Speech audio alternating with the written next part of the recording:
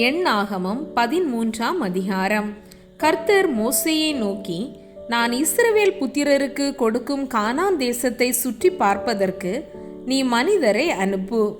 ஒவ்வொரு பிதாக்களின் கோத்திரத்திலும் ஒவ்வொரு பிரபுவாகிய புருஷனை அனுப்ப வேண்டும் என்றார்.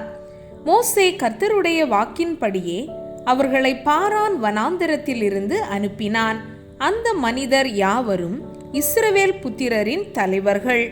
அவர்களுடைய நாமங்களாவன: ரூபன் கோத்திரத்தில் சக்கூரின் குமாரன் சம்முவா, சிமியோன் கோத்திரத்தில் ஓரியின் குமாரன் சாப்பாத், யூதா கோத்திரத்தில் எப்புனேயின் குமாரன் காலேப், இசக்கார் கோத்திரத்தில் யோசேப்பின் குமாரன் ஈகால், எப்ராயிம் கோத்திரத்தில் நூனின் குமாரன் ஓசேயா, பென்யாமின் கோத்திரத்தில் ரப்பூவின் குமாரன் பல்தி, செபுலோன் கோத்திரத்தில் சோதியின் குமாரன் காதியேல், யோசேப்பின் கோத்திரத்தை சேர்ந்த மனாசே கோத்திரத்தில் சூசின் குமாரன் காதி, தான் கோத்திரத்தில் கெமலியின் குமாரன் அம்மியேல், ஆசேர் கோத்திரத்தில் மிகாவேலின் குமாரன் சேத்தூர், நப்தலி கோத்திரத்தில் ஓபேசியின் குமாரன் நாகபி, காத் கோத்திரத்தில் மாகியின் குமாரன் கூவேல். தேசத்தை சுற்றி பார்க்கும்படி மோசே அனுப்பின மனிதரின் நாமங்கள் இவைகளே.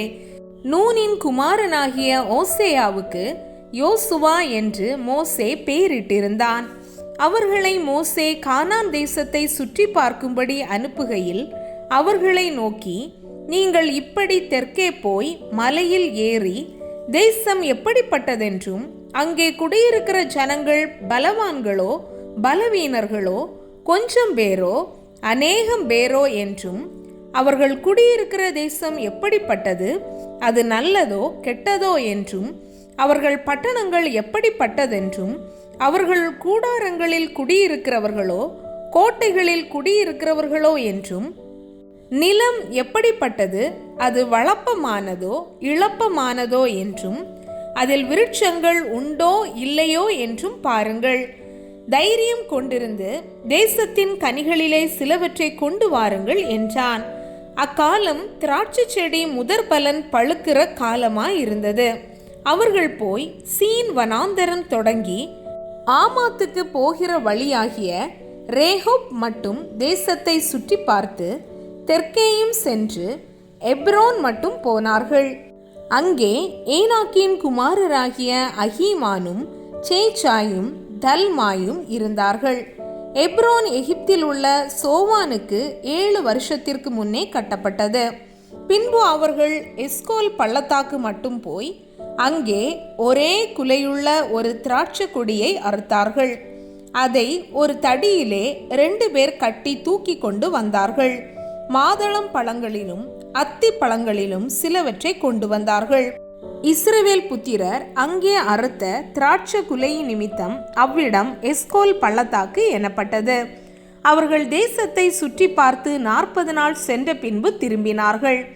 அவர்கள் பாரான் வனாந்தரத்தில் இருக்கிற காதேசுக்கு வந்து மோசே ஆரோன் என்பவர்களிடத்திலும் இஸ்ரவேல் புத்திரராகிய சபையார் எல்லாரிடத்திலும் சேர்ந்து அவர்களுக்கும் சபையார் அனைவருக்கும் சமாச்சாரத்தை அறிவித்து தேசத்தின் கனிகளை அவர்களுக்கு காண்பித்தார்கள்.